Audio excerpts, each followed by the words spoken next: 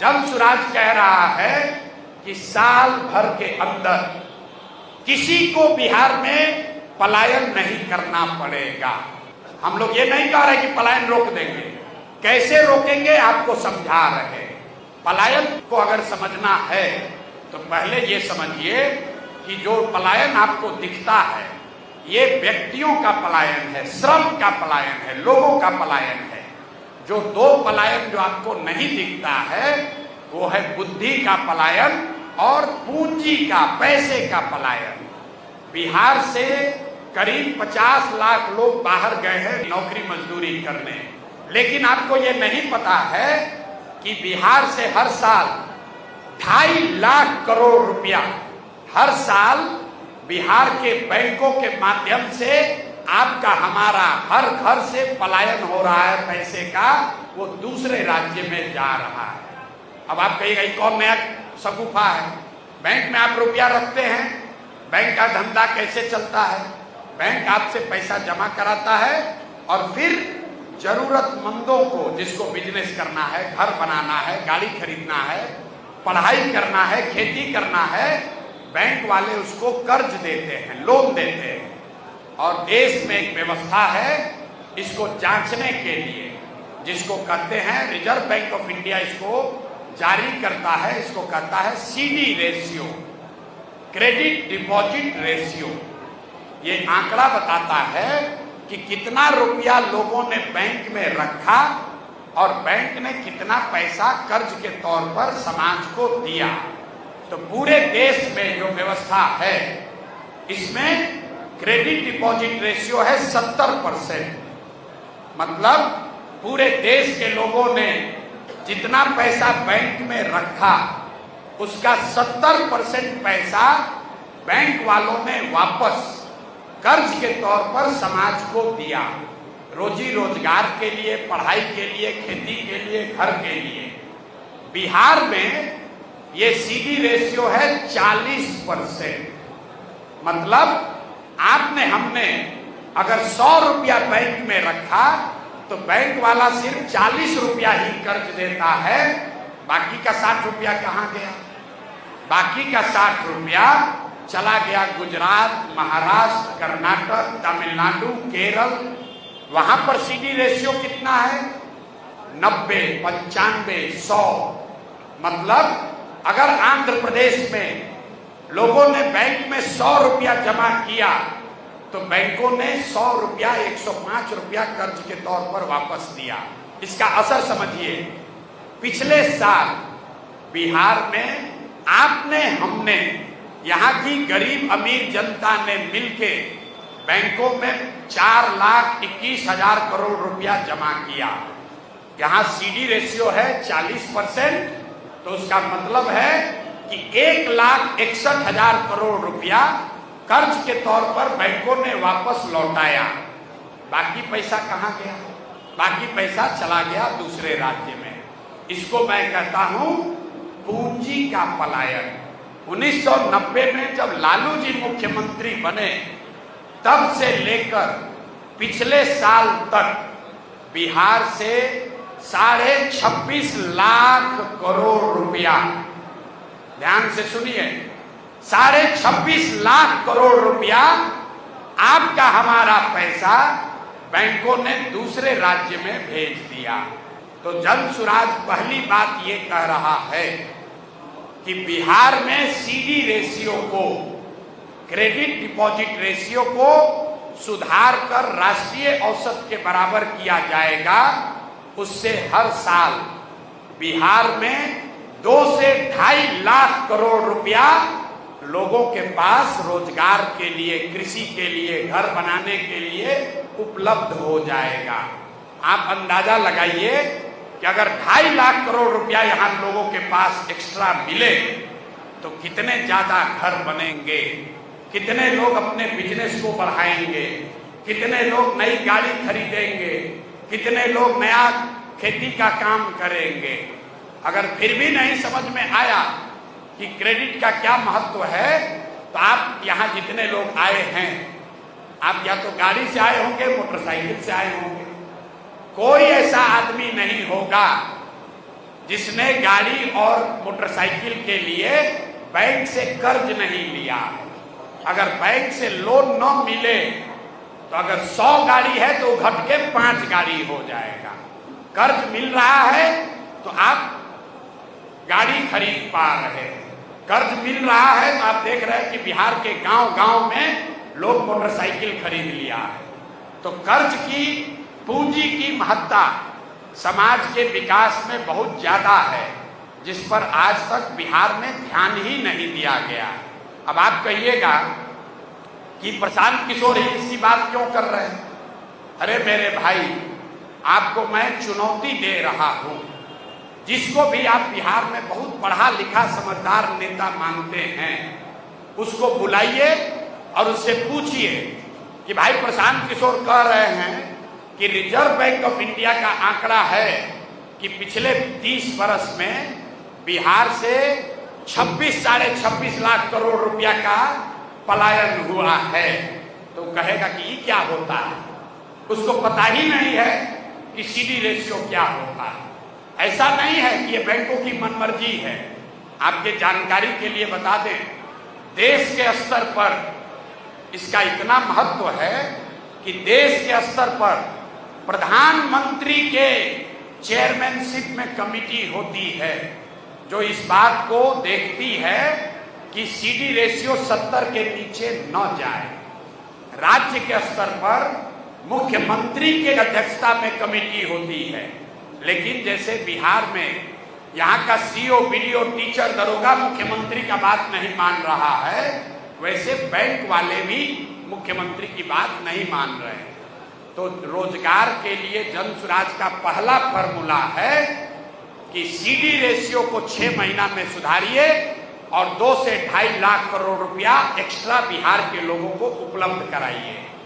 दूसरी बात हम लोग कह रहे हैं, आपने किसी ने किसान की बात कही तो जन स्वराज कह रहा है कि मनरेगा को सीधे कृषि से जोड़ देंगे, लेकिन एक शर्त के साथ कि जो लोग भी आज धान, गेहूं, मकई, ज्वार, बाजरा की खेती करते हैं, अगर वो धान गेहूं का खेती छोड़ के नकदी फसलों की खेती करने लगे तो उनको मनरेगा के तहत मजदूर मुफ्त में दिया जाएगा।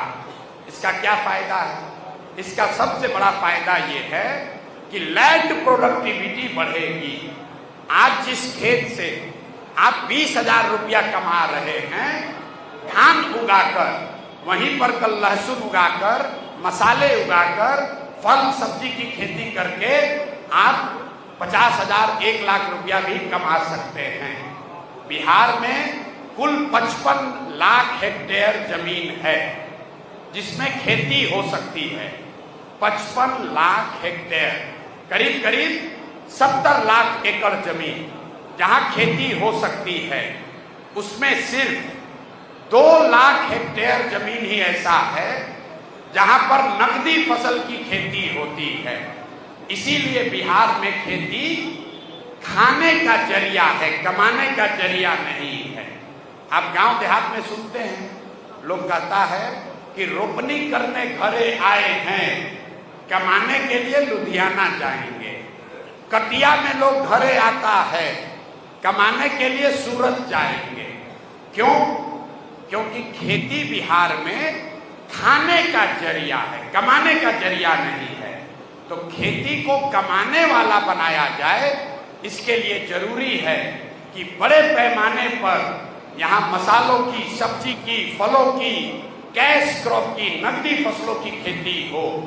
वो करने के लिए हम लोग कह रहे हैं कि जितना मजदूर पंजाब हरियाणा जा रहा है, इन सारे लोगों को ये अवसर दे दिया जाएगा कि आप यहाँ पर जो किसान नकदी की खेती करना चाहता है, नकदी फसल की, आप उसके साथ काम कीजिए और मनरेगा का भुगतान लीजिए।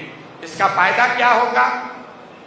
जितना कृषि आधारित मजदूर है जो हरियाणा पंजाब जा रहा है, वो बिहार में उसको अवसर मिल जाएगा। दूसरा बड़ा फायदा ये होगा कि मनरेगा की चोरी बंद हो जाएगी, क्योंकि जिस किसान को मजदूर दीजिएगा वो किसान उससे काम कराएगा, वो झूठ मूठ का फर्जी काम नहीं करेगा। और तीसरा बड़ी बात, इसको करने में बिहार सरकार का 1 रुपया खर्च नहीं है। मनरेगा का सारा पैसा दिल्ली से मिलता है। पिछले साल मनरेगा में केंद्र सरकार ने जो 100 रुपया बिहार को अलॉट किया, तो हम लोग सिर्फ 40 रुपया ही ले पाए, 60 रुपया दिल्ली में ही सरेंडर कर दिया। तो अगर मनरेगा को कृषि से जोड़ेंगे तो दिल्ली से सारा मनरेगा का पैसा आएगा, और जो मजदूर आज पंजाब में, हरियाणा में खेती में मजदूर कर रहे हैं खेतों में, वो बिहार में खेती मजदूरी करेंगे, और बिहार के जो कृषक हैं, किसान हैं, उनकी आमदनी में आमूल चूल परिवर्तन आएगा। तीसरा और अंतिम बात, रोजगार के लिए हम लोग कह रहे हैं कि जो भी रोजगार करना चाहता है उसको जन सुराज की व्यवस्था बनने के बाद कर्ज पर सिर्फ 4% ब्याज लगेगा, 4 रुपया सालाना ब्याज लगेगा। ये क्यों कह रहे हैं? बिहार में समाज में कर्ज लेकर बिजनेस व्यापार करने की प्रवृत्ति नहीं है। यहाँ पर लोग, अगर सामाजिक अध्ययन आप करेंगे तो आपको पता चलेगा कि यहाँ पर ज्यादातर लोग बैंक से कर्ज 3 बात के लिए लेते हैं: अपने बेटी के शादी के लिए, घर बनाने के लिए, और अपने लड़कों को पढ़ाने के लिए।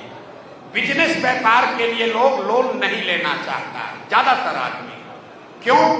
क्योंकि यहाँ सामाजिक बनावट ऐसी है कि यहाँ पर समाज में लोग मूलधन से ज्यादा ब्याज से डरता है। आप गांव देहात में जाइएगा तो लोग बताएगा, भाई बिजनेस कर्जा लेके 2 गाय काहे नहीं खरीदते हो? तो कहेगा कि भैया चक्रवृद्धि ब्याज में फंस जाएंगे, बर्बाद हो जाएंगे। क्योंकि सालों साल से यहाँ ब्याज का दर सूदखोरी रही है। 10%, 5% पर लोग लोन लेते हैं। एक बार लोन ले लिया तो जीवन भर उसका सूद भरता रहता है। इसलिए लोग मजदूरी करना चाहते हैं, कर्ज लेकर बिजनेस व्यापार नहीं करना चाहते। तो इस प्रवृत्ति को सुधारने के लिए जन सुराज ये कह रहा है कि जो भी बिजनेस व्यापार करना चाहता है, आप बैंक से कर्ज लीजिए और 4 रुपया सालाना ब्याज दीजिए। 6 रुपया ब्याज आपकी ओर से, सरकार की ओर से भरा जाएगा। इसका असर क्या होगा? हम जो भी काम बता रहे हैं, इसका खर्चा भी आपको बता रहे हैं। इसका असर ये होगा कि अगर बजट में, बिहार सरकार का बजट है 3,17,000 करोड़, 3,17,000 करोड़ में अगर हम 6,000 करोड़ रुपया, मतलब 2% पैसा अगर बजट से निकाल दिया जाए, तो समाज में लोगों को व्यापार करने के लिए 1 लाख करोड़ रुपया उपलब्ध हो जाएगा। इन तीनों चीजों को जोड़िएगा तो जितने बड़े बड़े इकोनॉमिस्ट हैं जो हम लोग के साथ काम कर रहे हैं, उनका अनुमान है। इकोनॉमिक्स में सिमुलेशन होता है। अब इकोनॉमिक टर्म है, आपको नहीं समझ में आएगा, मतलब समझिए भविष्य में क्या होगा अगर आप ये 3 चीज कीजिएगा। तो इकोनॉमेट्रिक्स में कहते हैं सिमुलेशन, आगे की संभावना को प्रेडिक्ट करना। तो अगर ये तीनों चीज किया जाए कि बिहार में सीडी रेशियो को 70 कर दिया जाए, कर्ज के ब्याज दर को 10 से घटाकर 4 कर दिया जाए, और मनरेगा को कृषि से जोड़ दिया जाए, तो हर साल 50 लाख से ज्यादा लोगों को बिहार में नया रोजगार